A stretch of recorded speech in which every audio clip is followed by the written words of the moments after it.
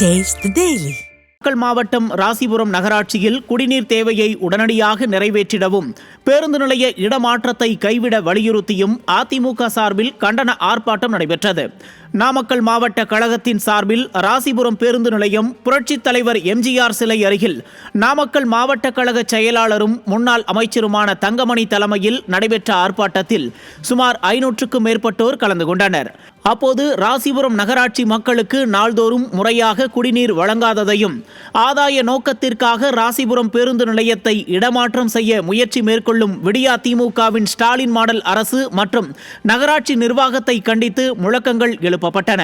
இதில் முன்னாள் அமைச்சர் சரோஜா மற்றும் கழக நிர்வாகிகள் பொதுமக்கள் ஏராளமானோர் கலந்து கொண்டனர். திமுக நகராட்சி நிர்வாக சீர்கேட்டை கண்டித்து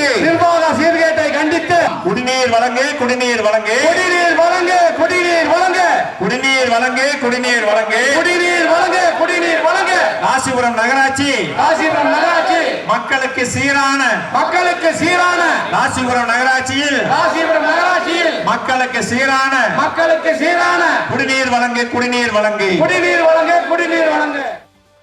ஆட்சியாளர்களுக்கு அதிமுக கண்டு பயம். இன்னும் 8 மாத காலத்திலே மீண்டும் அதிமுக ஆட்சிக்கு வந்துவிட்டோம். ஆகையால் வந்துவிட்டால் நாம் இதனால் வரையும் என்ன தவறு செய்தோமோ அதெல்லாம் கண்டுவிட்டு விடுவார்கள் என்று சொல்லி இந்த தினம் காவல்துறையை வைத்து அவர் மேல் வழக்கை போட்டிருக்கின்றார்.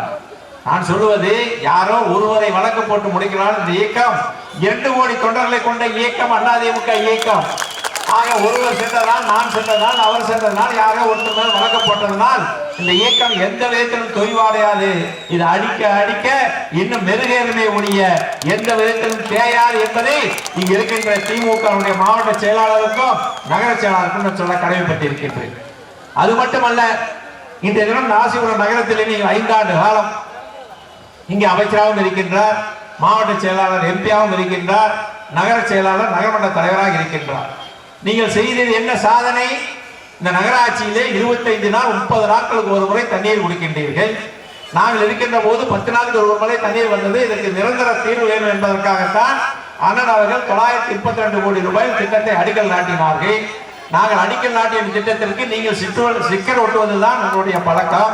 அப்படியாவது ஸ்டிக்கர் ஒட்டி இந்த தண்ணியை மக்களுக்கு கொடுத்திருந்தால் பரவாயில்லை. 4.5 ஆண்டு காலம், இன்னும் 6 மாத காலத்திலே உங்களுடைய காலமே முடிய போகின்றது. ஆனால் தண்ணீர் கொடுத்த பாடில்லை.